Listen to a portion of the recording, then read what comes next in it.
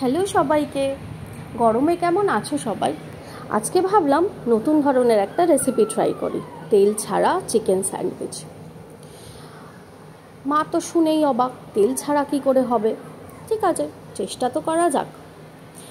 Frying প্যানটায় একটুখানি জিরে দিয়েছি, দেওয়ার পর কুচনো পেঁয়াজটা দিয়ে দিলাম যাতে ওটা একটু হলেও সতে হয়ে যায়। তারপর দিচ্ছি একটুখানি টমেটো। ভেবেছিলাম ফার্স্টে পেঁয়াজটা লাল করে ভাজা যাবে হয়তো, কিন্তু তারপর দেখলাম যে না, পেঁয়াজটা কিছুতেই লাল করে ভাজা পসিবল হচ্ছে না। তো সেই জন্য তার উপর টমেটো, ক্যাপসিকাম আর কুচনো মাংসটা দিয়ে দিলাম। তার সাথে কুচো কাঁচা লঙ্কাও দিয়েছিলাম একটু।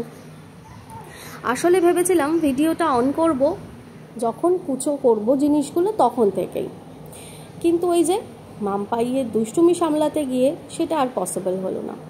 দেখো, নুন দেওয়ার পর মাংস আর নুন থেকে কীরকম জল ছাড়ছে, তাই জন্য ঝটপট ঢাকা দিয়ে দিলাম যাতে ক্যাপসিকাম আর মাংসটা সেদ্ধ হয়ে যায়। ক্যাপসিকামের সাইজগুলো আরেকটু ছোট করব ভেবেছিলাম, সময়ের অভাবে সেটা আর পসিবল হয়নি। তারপর দিলাম একটুখানি সয়া সস আর টমেটো সস।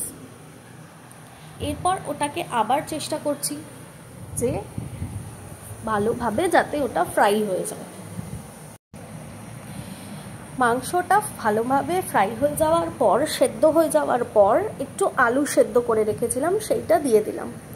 আলু সেদ্ধটা দেওয়ার পর বুঝতে পারলাম ওটা কিছুতেই মাংসর সাথে মিক্স হচ্ছে না, কারণ যেহেতু তেল নেই, শুকনো শুকনো, তাই জন্য ওটা মিক্স হতে টাইম লাগছে।